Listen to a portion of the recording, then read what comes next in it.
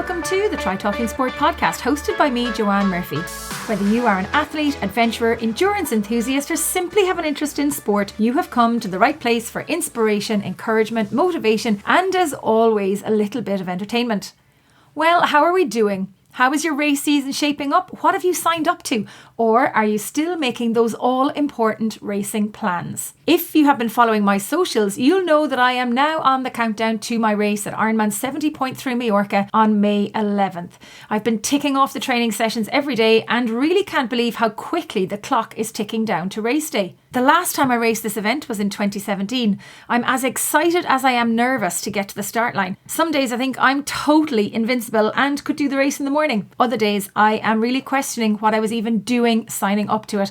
But I have enjoyed the training. I've had lots of fun along the way. And I do enjoy seeing the numbers get better as the training progressed over the past few weeks. I had a blast in Lanzarote last month with Oliver Harkin of Primed Coaching and Paddy McLaughlin from PodiumFit.ie on their camp. I was lucky enough to be able to escape the Irish weather for 10 days and surprised myself with the amount of training I managed to clock up in the wind, hills and heat of the island. We had a super group on the camp with a variety of abilities and racing aspirations, and regardless of the level of fitness, the camp was very inclusive and lots of fun with plenty of banter every day. And now, with just over 4 weeks to race day, the final preparation is most definitely getting underway, and I'm hoping my Lanzarote adventures will pay dividends in Mallorca. In the meantime, my 2024 announcing season starts to ramp up this month with a trip to Croatia to announce the 4 Islands MTB race, part of the Epic series. This is taking place next week.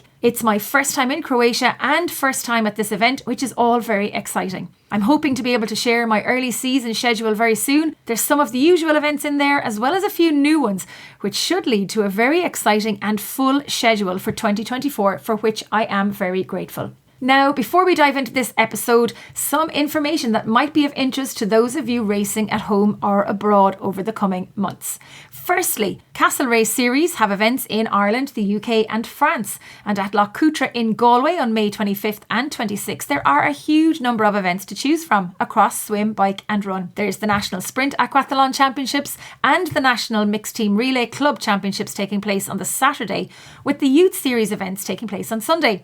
They've also teamed up with Triathlon Ireland to host a women's only event on the Saturday as well. This is a non-competitive event aimed at women who maybe had raced previously and hadn't participated in triathlon for a while but wanted to get back into the swing of it. Or maybe this will be of interest to someone who wants to try out a sprint triathlon without the pressure of racing. There's plenty of details on all of the events hosted by Castle Race Series on their website, and you can use the code TTS24CRS to get 25% discount on your race entry. Staying in Galway, Galway Tri Club will host a sprint triathlon, the Tribesman, on June 16th at the University of Galway. This is shaping up to be a super race with lots of people already signed up to enjoy the buzz of racing in the city of the tribes. If you fancy a weekend in the West in Galway City, use the code TTS to get €5 discount on your race entry. And this discount is valid until the end of April. You'll find the race listed on the Try Talking Sport website.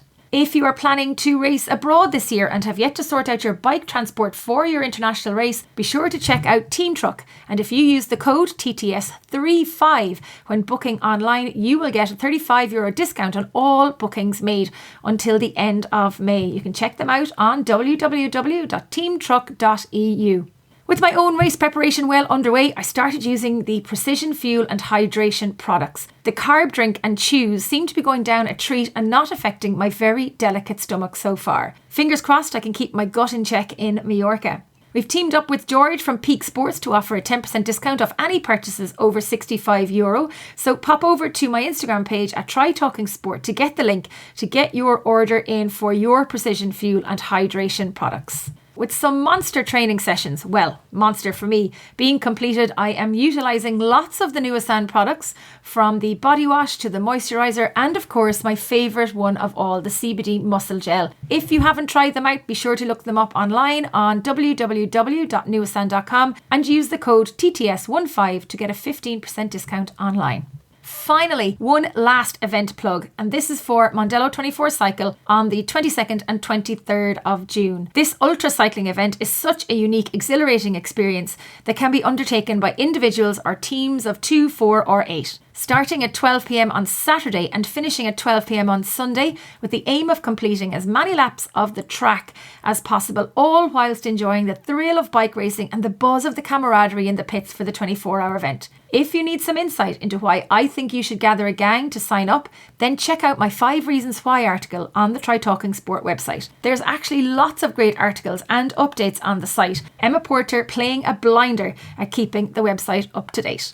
Okay, so now it's time to dive into our chat with Annie Brooks from the UK, who in 2012 was diagnosed with epilepsy. In 2014, she completed her first triathlon and in October 2023 conquered the Ironman World Championship in Kona, crossing the finish line like a boss with the biggest smile on her face.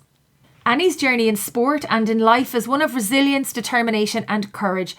Her positivity and passion for life and triathlon spills over through her bubbly personality, despite the challenges and obstacles her health can put in her way. With stress and fatigue a key factor in triggering an epileptic fit, it is a wonder she is able to get to the start line of a race in one piece, fit and ready to tackle the swim, bike and run adventure that lies ahead. Never mind, get herself to the finish line of the most iconic Ironman race of them all in Kona.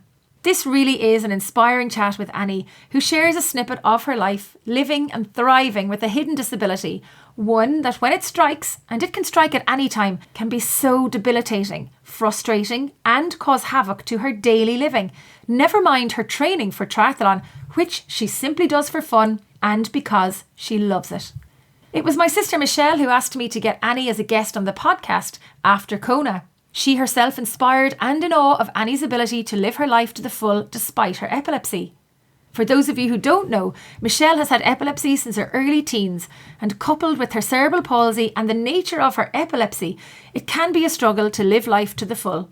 For Michelle, and I think for many of us, Annie offers a beacon of hope into what is possible if you can find the adaptations to enable you to thrive despite your own individual challenges. And when you find the sport or activity that ignites such passion in you, it can help you to pursue a life brimming with fun and adventure.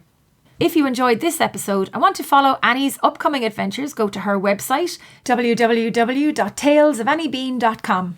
You can also follow her on Instagram at It's Annie Bean. For now though, go grab a cuppa and enjoy the show.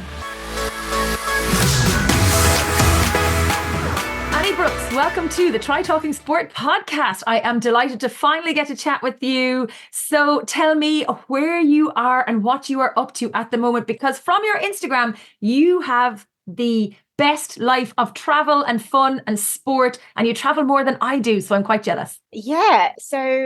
Obviously doing triathlon still, but I'm actually currently in France in the mountains taking on snow sport, as you do, just to kind of break things up. I've been learning to snowboard. I've realised I'm a terrible skier, but I've been really enjoying snowboarding. So yeah, I'm in France, and whilst I'm here, I'm still training for my triathlons. So yeah. Yeah, you have a big year ahead of triathlon. And of course, I first came across you at Ironman 70.3 Staffordshire. And yes, I did. And then, of course, at the Ironman World Championship in Kona.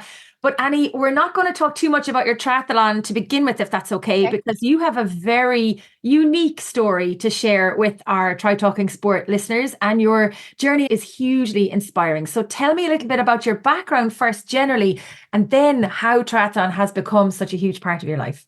Yeah, I mean, I guess first and foremost, I was not sporty or active before all of this. And bizarrely, since what I'm about to tell you, I've obviously been I'm doing more things than I've ever done before, like travel, sport, everything. So I was diagnosed with epilepsy in 2012 after having it. It was going on for years without me realizing. So I have what they call focal impaired awareness seizures, which aren't what kind of people associate as a textbook kind of seizure. You know, most people assume that epilepsy is, having something very visual, convulsing, they're called tonic-clonics, grand mals. And mine, I look like I'm still there, but I've completely checked out. It's very confusing. You get extreme brain fog. I mean, to be honest with you, I would wish them on my worst enemy. They are the most scary things I could ever they're the most scary things ever. But I didn't know I was having them because I hadn't got enough education about there was more than one kind of epilepsy. So it went undiagnosed for a year. And when I was finally diagnosed, I then obviously was being stubborn and was like, no, you're not gonna stop me. I'm gonna try everything and I'm gonna see how much I can push myself. So got into all my stuff afterwards. But yeah, epilepsy, later life diagnosed, didn't know I had it. And so I've made it my mission to educate others because there wasn't enough out there. I Googled my symptoms, Dr. Googled my symptoms. Doctors thought I was just depressed or had anxiety. And I was like, yeah, I don't feel the best after these things, but I'm a pretty chipper person. So the pieces of the puzzle weren't connecting. And so I just kept asking questions and trying to do research. And it was somebody who I'd met at a blogging thing. She'll forever be my angel really with this, because she was like, that sounds like my epilepsy. How was this epilepsy sort of thing? And that's when I went to the doctor and I was like, look, send me to a neurologist. If it's not epilepsy or anything like that, I will go down the antidepressant, and look at the fact I might just be depressed, because I didn't want to take anything without actually getting a confirmation. I'm very much like that. I wanted to, this is what it is. This is what's going to help it. And the neurologist basically chatted through it with me, and I even played it down, and he turned around and said, they called it, once upon a time they called it complex partial seizures. It got changed to focal impaired awareness seizures. And he said, that's what you're having. Did you drive here? I don't want you driving anymore. You need to drive your car home, and you can't have it. You can't drive anymore. Went through tests, and the EEG basically picked up brainwaves that were epileptic. And that's it in a very, very, this spread out for ages, but that is how I got diagnosed. And to say it was a shock is an understatement. I was relieved and also mortified as well that this, no one had believed me. And I got low afterwards, to be quite honest. Ironically, after they were saying this, I got really low about it. And that's when obviously my husband introduced me to triathlon, because he got into it and was like, maybe you need a focus, and maybe we need to divert your mind attention. And as you know, triathlon, you can't really focus on anything but trying to deal with all three sports and all the juggling of it. So yeah, I mean, do you know what? I haven't spoken about the journey for a little while, and it's weird sort of just chatting through it, because it was horrible and so good to finally get a diagnosis. I mean, yeah, that was huge. But that's why I've always made it my mission to sort of bring more awareness, because I had no idea. And so many of the people have no idea still that there are other kinds of epilepsy and how to handle it. You mentioned there that when you have the fits, you just check out. And they're not normal. When we say normal fits, we think of somebody on the ground having a fit, jerking, maybe biting their tongue, that kind of thing. But you say they're not the normal type. So what happens to you, Annie, when you have a fit? So there's focal awareness seizures and focal impaired awareness seizures. So mine, basically, I get what they call an aura. It's kind of like a warning sign one's about to happen, and it can last like seconds. Sometimes it can happen and then nothing actually quite happens. So with mine, I'll get this aura and I'm like, oh no, I can't even describe, it's so difficult. I can't even describe the sensation, but it's very unique to that situation. Like, I don't get this feeling anywhere else. It's just a feeling, and it's like a rising feeling that comes over. And I'll have seconds, and then I will lose the ability to speak, and I will lose the ability to coordinate myself. So often it will even escalate further, and my hand will like twitch. It'll open and close, or it'll shake, or I'll shake my hands like I'm showing you at the moment, but I'm like shaking my hands. And then I will lip smack and swallow like repeatedly. Sometimes I even close my eyes, because overstimulation and too much activity makes it worse. People talking during, it feels like deja vu. It's so intense. It's just like a complete overload in the body, but I can't necessarily pull myself to safety, or, if I don't take that warning sign and then go, okay, right, I need to just get myself into safety as quick as possible, then, you know, that's that warning. That's what that warning does. But I'll be out for maybe 2-3 minutes, and then slowly I'll come back out of it. It's like suddenly it's dropping. Do you know what I mean? And it's like, and breathe. And it just goes through your body, and I'm still. And then I start to get the ability to talk again. But it's really hard to try and talk. Words just don't come out how they should. I'm laughing about it because I must sound ridiculous to people, but it's like your tongue's swollen and you just can't think about what to say. I had one actually in front of strangers, which is, I'm going to be honest, having them in front of strangers is one of the most biggest fears ever, because people don't necessarily know about the epilepsy, and because I haven't got time to go, oh, by the way, I'm going to have a seizure, but it's not like what you think it's going to be. I'm going to be upright. I haven't got time. There's no time to go down that explanation hole. And I remember I had one afterwards, and this lovely lady from this reception got me in. So she knew I'd obviously was having a seizure. Could I say seizure? Could I say epilepsy? The words had just gone. All communication had completely gone, which is, you know, I'm laughing about it now. At the time, I was mortified because I was so embarrassed and just couldn't. Yeah. So basically, it's like a loose cable. It's like someone's just completely disconnected my ability to communicate and coordinate myself. And it just takes a little time to reconnect it. But it's really scary, as you can probably understand, not being able to tell anybody that is what you're experiencing, and it's going to pass, so don't panic. But it's horrible. It is. And in your head, like when you're having the seizure, what's happening what are you thinking about, or in your head, or are you just completely in it? Like, like if you were to describe what it's like inside in your head when you're having a seizure. Okay, so the feeling you get when you get the warning sign, like I say, is like nothing you experience ever.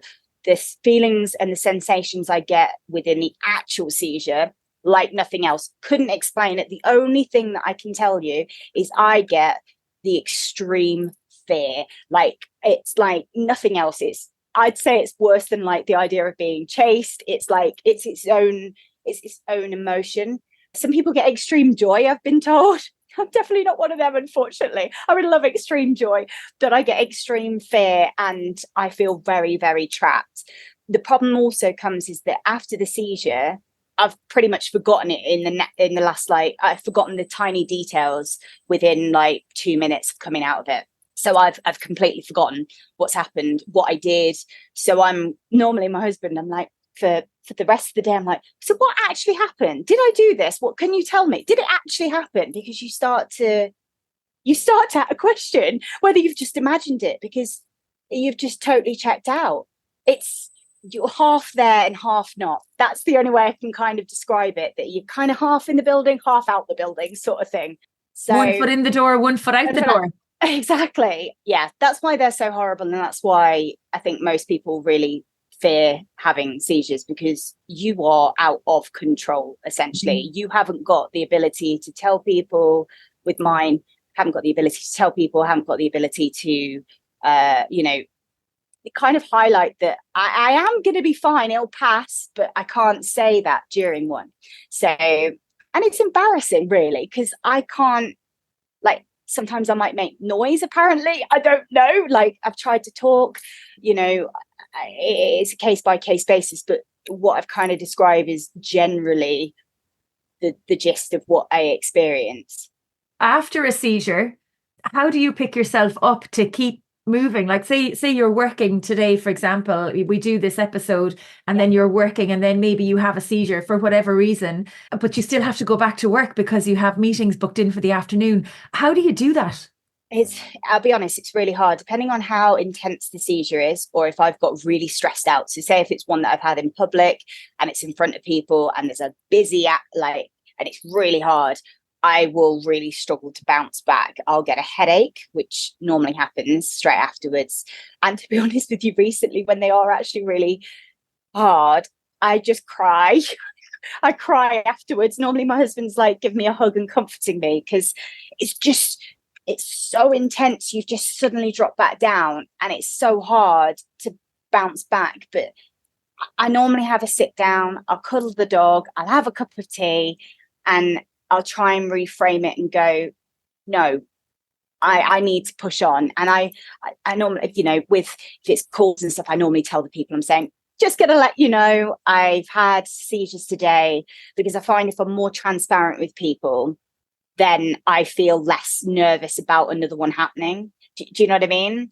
I've become more honest as it's gone on. I used to not tell anybody, and that made it worse. And so now I'm sort of like, if I'm transparent about it, that makes it so much better.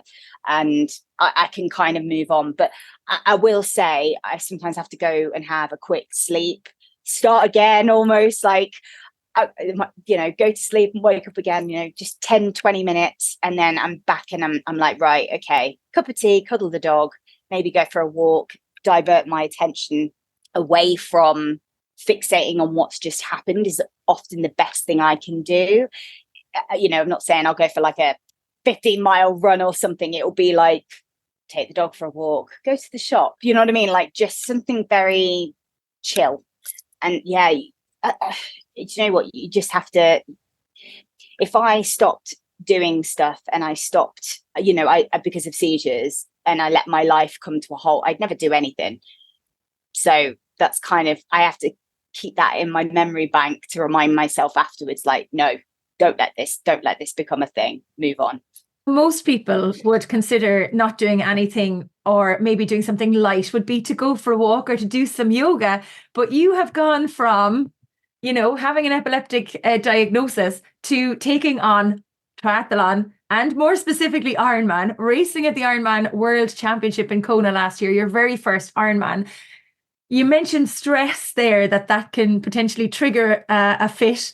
And as triathletes, we use sport, we enjoy it, but it can be quite stressful. So how in the name of God are you able to do triathlon, get stressed, be nervous on a start line, a finish line, be nervous in the swim, bike, run, embrace the whole, the noise level that we make on the microphone, the sound system, the overstimulation that's there for an announcer, never mind for somebody who has epilepsy, is insane. So talk to me about triathlon, how you got involved. And I know it was your husband, Nick, said to do it for something to focus on. But you've gone from, you could have been playing golf, where it's nice and quiet, and a nice walk with a golf club, to doing triathlon, where you're in the middle of the ocean. You're up the side of a mountain on a bike, and then you have to run. It's bonkers, isn't it? I mean, to be honest with you, I'm terrible at golf, so that wouldn't be a great start. And I'd probably get more frustrated at golf and not being able to hit the ball more than anything else. I'm not very good at ball sports. That's for starters. But my husband actually, I did my first sprint triathlon in 2014. So obviously a couple of years after I got diagnosed. And he'd said, why don't you do it for a charity? Now, I don't normally do stuff for charity, but I really wanted to, and it was for an epilepsy charity. So that was the driving force. And with that, I had to learn how to do front crawl, and I had to learn how to do open water swimming. And I found that basically by doing that, but I found that I absolutely loved open water swimming. And I was like, oh, well, I love swimming. This is amazing. And I kind of found training for it gave me a bit of focus, which you can't really let your mind wander. Now, they say that, by having a focus, it's actually good for you, because I sometimes think you can encourage a seizure, my kind of seizure, by fixating on it too much and worrying about it too much. So actually having a bit of a diversion has been amazing for me. And to be honest with you, I just got hooked on it because it was so challenging and exciting. And I thrived on the announcers, all the atmosphere. I felt like so motivated. And even talking about Kona now, the feeling of crossing that finish line is, you can see it on the pictures. I couldn't believe that I'd done it. And I get that with every single triathlon I do. It's so rewarding of how hard you've pushed yourself and how much. I don't know, it's just the best feeling in the world, and I love the challenge of it. But with that, you know, like you say, I have got epilepsy, I have got to be careful with it. So my husband actually is a coach as well. He's an Ironman coach, and he basically, we work around my condition. So if we have lots of rest. If I've had a seizure, we might do, you know, depending on how intense it is, we might put it back, and it's like recovery stuff. And then when I've kind of bounced back a day or so later, then we'll add it back in. But we are really careful with it, and that takes the pressure off as well. You know, I'm not thinking, oh, I need to do all this time. Do you know what? I'll get there when I get there. Times don't really matter to me. I just want to get to the finish line, because if I start putting pressure on myself to hit certain times, that's probably going to stress me out. So as far as I'm concerned, I'm there to high five, smile, soak in the atmosphere as what you get from a triathlon race, an Ironman race, and just enjoy it and know that I've pushed myself really. I've worked so hard to get there. So I find triathlon, you know, talking about it gives me this really excited feeling in my stomach. I love it so much. And yeah, and doing Kona was just oh my gosh, I love it so much. The feel like that will probably be one of the most amazing things I've ever done in my life. And I can't believe I did it and didn't have any seizures or epilepsy issues throughout the entire day. I just used the nerves, pushed them forward, and just made sure I looked up, soaked in where I was. You know, I made sure on the bike, like I sat up and was like, wow, what where I am. I mean, I'm getting blown sideways, but I'm loving this. Do you know what I mean? And just try to flip the potential negative into this positive. So you just had typical athlete issues in Kona, which was 2 punctures and a broken brake. Yes, I did. Oh my gosh. Do you know what? I'd been practicing like changing my inner tube and stuff before. I wanted to make sure, not right before the race, but we'd done it in training, and I wanted to make sure I felt as comfortable as possible. So as I was out on the bike, I wasn't that far into it. I'd gone through like the main bit where I saw everyone was like, yay, this is exciting, let's do this. And as I was coming out and we're heading out, I just heard this. I was in the zone, I was going good, and I picked up my speed, and all of a sudden I just heard this. And I looked down, and I looked in front of me, and I just saw my whole thing go down. Oh, my tire go down. I was like, oh my gosh, you're kidding me. And I'm really surprised even now how I reacted, because I thought, if that was to happen, would I get stressed? This would be the epilepsy trigger. I would just get overwhelmed. And no, like I was in the zone. I was like, right, let's get this moving. Right, let's get changing. And so changed it. And I was like, what? Amazing. Ladies were coming past. This is why I loved the Kona race with all the women. They were like, you've got this, girl. You can do this. Like, as I was going past, I was like, yes, I will. I'll change it. It's fine. So they were all like, you okay? Everyone was coming past. It's like, great. Got it changed. Started to go down the road. Now, my error, obviously, I'd obviously not quite checked in. And then whatever it was small, and it went again. And I just thought, oh my gosh, I'm not going to make cutoff, because I'd not had the best swim for me. And I was planning on picking up as much time as possible on the bike, because I was already ahead of where I wanted to be. I was feeling good about it, but this was going on, and I can't, because I'm not super quick, which I know that I'm now going to do this. I'm going to do training to do as quick as possible and do it timed, but I'm not the quickest with it. So it took me a little bit longer. Luckily, some bike support came across, and I waved them down. I was like, help, can you help me? Because my brake's gone as well. So, and it had just gone floppy, and I hadn't got, I'd be honest, I didn't know how to tighten the cables properly on my bike. And I thought a brake is something I definitely know I need, especially coming down Harvey and around there. And I thought, I can't risk this. So they luckily helped me. So as we were there, I explained I've got epilepsy, and I just said, I'm just trying not to get stressed about this. I feel okay, but I'm warning you in case something happens. And I just sat there, like I just stood, ate and drank, and was like, well, this is the perfect opportunity to get as much fuel in as possible. They said to me, they were amazing. I went and took them some afterwards. I actually went to the bike shop the next day and I took them some Athletic Brewing, and I was like, here you go, thank you so much for saving me. So they were like, we're going to follow you a little bit, make sure you're fine. And yeah, and off I went. I mean, I was playing chase, definitely. I felt like I've still got the marathon to run, but let's focus on the bike, just get on with it, get out there. I mean, there was no chance of any penalties with bike being close to anybody because it was so spread out by this point.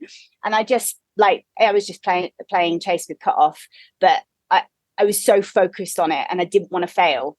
There was no chance of me not doing it.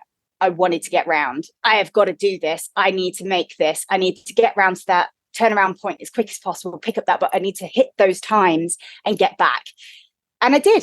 It was so nice racking my bike. I can't even begin. And saw my husband. I was like, how long have I got? Am I okay time-wise? Because I hadn't hit my watch properly. There'd been a few tech stuff and I'd not hit my watch. So I couldn't figure out what time I was on, trying to calculate it. And to be honest with you, having to keep calculating time which actually kept me so occupied. I was like, right, so if I, on the run, if I run this time, how long I've got, that's going to take me this time. Then with that, it's this time. So I think I'm okay. So having that distraction, I just couldn't let any epilepsy in. There was, being completely honest with you, if it's going to happen anywhere, it would always be the run, because I find that when your heart rate goes quite high, my body can't figure out if it's stress or not. And that, I think, I've had a couple of seizures during a run before, nothing to do with triathlon, like years and years and years ago. So I'm really cautious about how high my heart rate goes, making sure I'm as chilled and as happy as possible. So, I chatted to so many people on the way at Kona. I know people are there to do, they're the best in the world. They're there to hit certain times, and I just wanted to soak it in and just get to the finish line. I didn't care if I was last. I didn't care where I came. I just wanted to get there. And, that feeling, I remember running up the hill on the run, running up the hill as you come up and then you run down into the town. I should know the names of everywhere, but I remember there was a Robbie Williams song, Let Me Entertain You, came on, and I was like singing as I was going up. I was like, come on, Robbie Williams, push me up the hill. So got up the hill and then I could hear the music. People were walking with their bikes, they'd finished. I felt a bit, it's taken me so long. Look, I'm still here. Come on, you're still here. And I could hear your voice. I could hear you. You're an Ironman and all this. I could hear you. And I was like, oh my gosh, I can smell the finish line. It's right there. And that it was the best. Honestly, crossing that finish line, hearing your voice, and everyone being so, waiting for so long for people like me to finish. They were still as energetic and as excited, I can imagine, as seeing the first people come through. I was so thankful for that. And it was the best feeling. Yeah, I remember calling you across the finish line, and the way it works in the tower is the names come up on a little computer beside us. And obviously I knew who you were. It was like Adrian Bunn crossing the finish line as well. Yes. I was like, because you want everybody to finish, but some people you're just like, they just need that extra little bit of and you're so excited when you see them throughout the day or on the finish line. But then I saw you coming. I was so excited for you. And then to see your reaction on the finish line as well, it was just like, oh my word. I still can't believe I did it. And I got to start with so many incredible women who qualified and were the best in the world there. And here's me with, I said this before, I felt I wasn't sure if I feel like a small fish in a big pond type thing and feel a bit out of my depth, but everyone was so, so welcoming. I can't even begin to tell you how amazing that whole experience was in terms of atmosphere, everyone just being so nice to each other as well. I was thinking, am I going to be okay here? The main thing for me was just to get to the finish line. I was doing the hardest race in the world. Like, I'd trained in heat. I'd done so much training. I'd done training in, I'd gone to Tenerife to train. I'd gone to Lanzarote and Club La Santa, because obviously the wind in Lanzarote is the best I could get. I'll be honest. You could have come to the west of Ireland too, because it was fairly rough yesterday. Yeah, I know. And I was just like, I need to learn how to handle wind on the bike. I need to get confident. So I tried my best to put myself in as many situations to be as in control as possible, because obviously when you're not prepared for it, it then becomes a problem, and it then would cause anxiety. So if I could control the controllables, that would prepare me for the race. Annie, the things that you mentioned there in terms of the prep for Kona, they're all things that every athlete, if they have the means to do so, would willingly go and do it. But for you, with the added pressure of the epilepsy, did you have to make any other special tweaks to your preparation or to race day itself to facilitate the ability to get to the finish line, away from your athletic ability and all of that, but just in terms of the epilepsy? Well, obviously in training we have to add in as much recovery as possible, because if I'm doing too much, like it's like anything, obviously stress is a big trigger. Tiredness, so getting really tired is a huge trigger for me. Like if I overdo it, it's like anything. So the big sessions after big sessions, I can't necessarily do loads of big sessions back to back. I just can't. I have to build it really gradually. We had loads of recovery in there, loads. Nick was amazing with me with it, and we worked on things like, we really worked on so much to prepare me as much as possible. But I guess one of the things with like race day, a huge thing is, like I said, control the controllables. So I put in like all my bags. I put in extra tablets. So I put in extra tablets. So I was able to, like, I've got extra medication. That took an issue off, like, worry. I only need to take medication like twice a day, but I thought it's in there and it's fine. I spoke to all the race organizers. That's a huge thing. I got a different color swim hat. Do you know what I mean?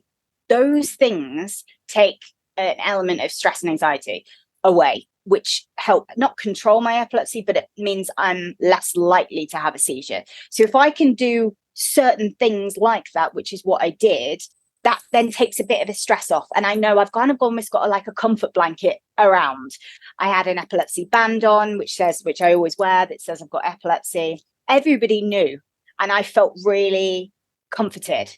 So I thought if I was to flag somebody, someone would know. So that is something that I do with every race. But I mean, a seizure, I can do what I can do, but a seizure is going to pop through whether it can pop through regardless. I could be having the best time of my life and I just feel like this aura is coming on. I'm like, oh, great, here we go. And I just have to pull over. So I don't really know, because I only know when you're saying about other athletes training, and I only know what I know. That sounds really daft, but yeah, I only know that I have to adapt whatever I do to accommodate it. So what you do, the adaptations that you do, they're what you do anyway. So we just didn't know about them. Do you know that kind of way? So I was in Lanzarote training for my race in Majorca. So trying to get adapted to the heat, get used to the hills, just spend 2 weeks out on my bike and doing a bit of training, so that when I come home, I can kind of just keep ramping up. Although based on my performance yesterday, I wasn't too happy with my lack of ability running off the bike, but we have still got a few weeks to go. But I suppose all of that is just normal. Every adaptation that you make for your race is just normal to you. It's not normal to me for me to tell the race director, there's something wrong with me, so there isn't. So I don't need the hat. I don't need the race director to know different things. In terms of your training then, Annie, I presume you can't go out and do like an open water swim on your own or go out on the bike on your own, or can you? I have to say this, and I normally say this with anything I talk about. Everyone knows their epilepsy different, and what works for me doesn't necessarily work for everybody else. I find with swimming in general is probably, most people panic about me in the swim the most, but it's actually the thing that I love the most, because they say that swimming is good for your mental health. So by having that, it's just like, it calms me, and it means that I just feel so relaxed with it. But that being said, if I've had I've had a cluster of seizures the day before and I'm feeling a bit better, I will drag my husband in to train with me. So we'll go training, or I'll go with a group, or I'll adapt the swim so it's a bit shorter. I'll do something that basically allows me as safe as possible to do it. But you kind of Yeah, I just get on with it. I don't know. I just get on with it. But you have to adapt depending on how bad the seizure actually is. I have a specific interest in the whole area of epilepsy as well because of my wonderful sister, Michelle. And, you know, I see the struggles that she has sometimes to go and even to go out for a walk in the evening, or she likes doing her Joe Wicks exercises and stuff. And during COVID, we brought her in swimming. She was sea swimming and things like that, which we need to get back into again. Michelle, if you're listening to the podcast, you'll know that it's going to happen very soon. But in terms of, I suppose, people who want to not just do triathlon, but just to progress with their sport anyway, regardless of their epilepsy, have you tips or insight maybe that if somebody has been recently diagnosed or maybe does have epilepsy, you know, how they can take the first steps towards embracing sport, whether it's at the level that you're at, Annie, or whether it's simply, you know, deciding to run a 5K? What sort of advice would you give to somebody who's maybe listening, or to somebody who has a family member who's considering stepping into sport? I think first and foremost, you've got to find the fun element. Like, I think firstly, I think don't put pressure on yourself. You know, there's a lot of people who are super speedy and that's great for them and that's what they want to do. And if they love that, that is amazing. And I would love to be fast. I'm not fast. I call myself look pro, go slow. And I just, I think you really do have to make sure that you are enjoying whatever it is and don't compare yourself to others. I think that's been a huge thing, especially in triathlon. Sometimes you think that you have to be the fastest and you have to be the best. And, once upon a time, I was a bit like, I'm not doing, when someone asked me my time on something, I'd be like, it's not the best time. And I'm like, why am I apologizing for this? Like, I had a great time. Like, I high-fived all the kids, and I think just making sure that you're enjoying it. Take it steady. Don't pile too much pressure on yourself. I definitely say with triathlon, there's groups out there that, train together. It doesn't have to be like an elite group or anything. You have different abilities, different ages. Everyone's picking up triathlon, at different points in their lives, especially. And different, even if it's running or whatever, everyone's picking it up at different points of their lives. And we've all got different reasons as well why we're doing it. So I think just take the pressure off yourself. Just go out. I love going with other people. I find that actually making it more of a social thing makes it even better for me. And that's why I love that where I am in a race normally is you get all the chatty lot. We all talk and I love that. And that's great because you I don't know, I spoke to so many people on the marathon at Kona, and I made some really good friends, and I just, friends on Facebook, friends on Instagram now. And I think you can find people who are at your level as well, and at your on a similar journey to you. So there are people out there, and I think that makes it more fun. So I would definitely say, take it at a steady pace. Don't put pressure on yourself. Don't compare yourself to others. Give it a go. I'm trying out different sports at the moment. Like I said, I'm learning how to snowboard. I'm covered in more bruises than I've ever been covered in before. But I'm loving it. I'm loving the challenge. And I think, it might not be the best, but I'm enjoying it. And I've actually made friends with a load of snowboarding girls here. And they're all like, come out with us. That's part of it. The social side as well. When you look back to 2014 and the very first triathlon, we're now in 2024. You have come a hell of a long way since that very first event.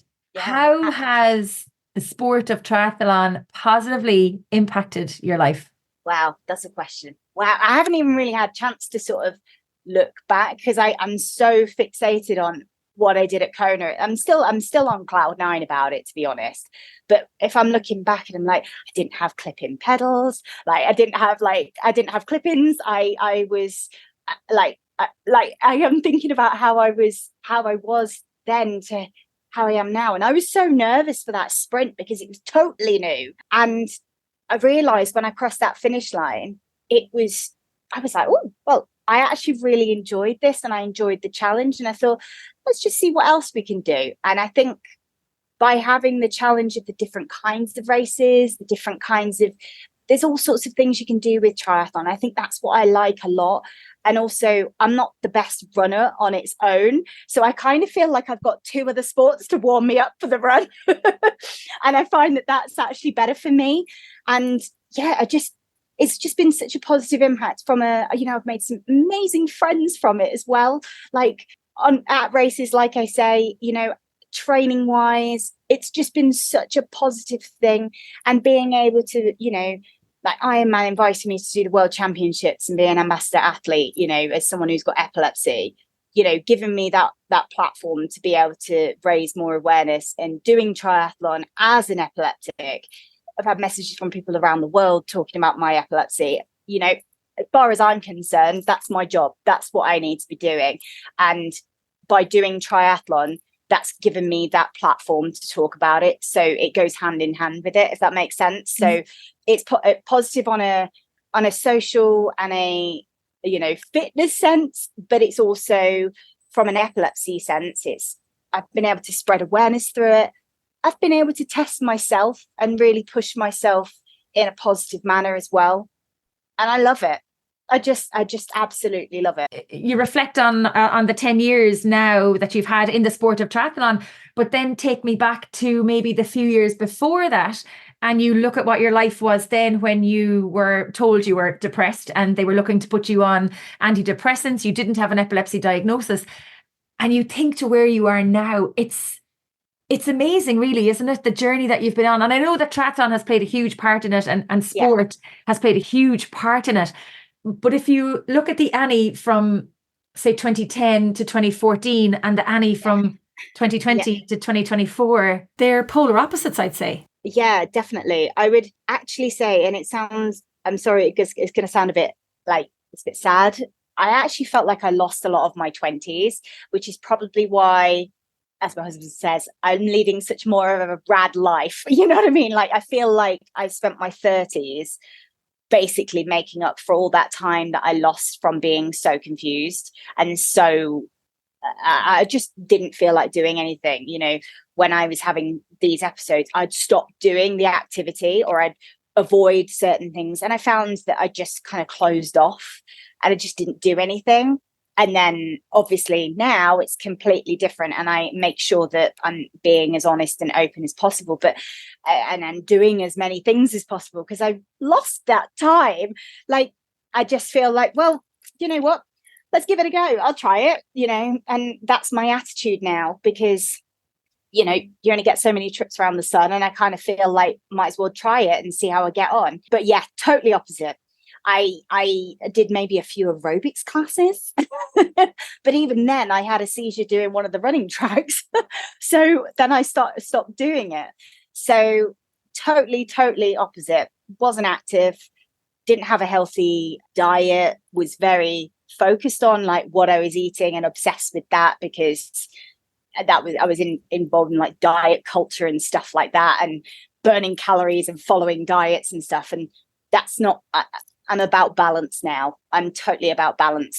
It's a totally different mindset. I feel like I'm two different people when I look at that, and I'm happy with this version of me. I appreciate where the old me has come, because by going through that, it's made me realize that this is how I want to live, and this is what I want to do. And that sounds a bit deep, but I totally get it. It's like you're two different versions of yourself based on the circumstances that have been presented to you. So I can imagine those few years where the seizures were happening, but they were undiagnosed, was a lot of it was maybe spent questioning everything and where was life going to bring me. And there's a little bit of feel the fear and do it anyway. But when you don't know what the do it anyway is going to be because of the epilepsy that's undiagnosed, it's very hard to actually progress and to stay motivated and to focus. Whereas now, at least 10 years ago, you had the diagnosis. I presume there's medication involved in keeping the seizures at bay for the most part. For the most part, they're good. And that's another balancing act as well. Yes. I absolutely know that's another balancing act as well. Yes, definitely. I mean, anyone who has epilepsy will tell you that it's just basically a game of moving around medication, because sometimes you can have medication that works for so long, which is what happened with mine. There was a point when I felt like I was going to be nearly seizure free and get my driving license back. And then all of a sudden I started having nocturnal seizures. And then I started having breakthrough daytime seizures. And you change your dosage, you know, it's hard. It's a hard thing to deal with, but yeah, there's a lot that comes with it. On a positive note, when you think of the finish line in Kona, what sort of feeling do you get? Don't tell me you're going to get an aura now, please. No. I get like this is like its own emotion, you know, like I was saying, like in a seizure, this is its own emotion, because I just get like a really nice warm bubbly feeling that I'm like, oh my gosh, I did that. Not only did I do that, I did that with having my condition, all the training I did whilst having to deal with my condition, and then all the stuff that happened on race day. And yet I still smiled the entire way around and just made my peace with the fact that I will get to the finish line. I don't care when it is, but I'll get there. And I'm so incredibly proud of myself for doing that. And I hope that doesn't sound like big-headed, but I feel like I am so proud of myself for doing that. And, you know, doing it without having a seizure as well is, for that amount of time, I'll take it. It's amazing. No, it genuinely is amazing. I mean, completing an Ironman is such a huge challenge when you don't have those health challenges behind it. And then to go to Kona and to race like you did, and to face the challenges that you did across everything you've just mentioned, and to finish well within the cutoff, may I add. I think it was 16 hours and 3 minutes, was it? Or something like that? Yeah. Those 3 minutes, you might have to try and get back again another time. Actually, that'll be coming quite soon. I've got another Ironman. Yes, you do. So you're going to Klagenfurt. I am. Yes, I have. I'm heading to California first in May to do Ironman Morro Bay 70.3. I love that area of California. As you can obviously tell, I like to kind of be a racecation person. Yes, absolutely. Triathlon tourist. Triathlon tourist, yes, quite. And then Ironman, I've heard it's a really good swim. So beautiful. That is the one that I'm so excited about going. It's going to be interesting because obviously it's going to be completely different to Kona, but I am so excited about doing it. And yeah, I'm looking forward to it. Based on having done your very first Ironman in Kona through that invitation from the World Championships team, how will you adapt your training now that you know what it's like to complete an Ironman? Well, luckily, I've got a bit of altitude training here in where I am currently. And so I'm going to really heavily rely on that. There's a lake down the road for me, so I can kind of mirror quite a lot of again, it's like matching the scenario with my training as much as possible. You know, I used full gas quite a lot with the Kona. So I like to kind of pre-do a race before I do a race on there. So I have an idea of what I'm kind of expecting. Again, it's like, you know, control the controllables again, you know, like what can I do that's going to be similar? And so, yeah, I'll be adapting my training slightly from like salty water swims to like lake swims, and trying out my different kit, what wetsuit works best, because obviously it was non-wetsuit for Kona, which I actually really enjoyed. I know a lot of people are nervous about that, but I really enjoyed it. So yeah, I'll be adapting my training that way and heavily relying on the altitude training up here for a little bit of extra oomph. Well, it's been an absolute pleasure chatting with you, Annie. A hugely inspiring story, and I wish you every success for the season ahead. And hopefully I will get to call you across the finish line at some point throughout the next few months. God knows where you'll end up or I'll end up. Hopefully we'll get to meet in person again. But thank you so much for joining us on the Try Talking Sport podcast. It's been a pure pleasure chatting with you today. Thank you so much for having me, and thank you for giving me the opportunity to tell my story and talk more about epilepsy awareness as well. So thank you. And thank you for making my Kona finish line one of the most incredible experiences of my life. So thank you. Thanks for tuning in. I hope you enjoyed this episode. You can get in touch with any feedback or guest suggestions by emailing me on trytalkingsport@gmail.com. If you would like to hear more great episodes of the podcast, be sure to check them out on our website or wherever you get your podcasts. You can follow all of our activities and podcasts on Facebook, Twitter, LinkedIn and Instagram. If you have any feedback or guest suggestions, please email me on trytalkingsport@gmail.com. I would love to hear from you. Until next time, thanks for listening. Stay safe, keep smiling, and remember to look for fun and adventure in every day.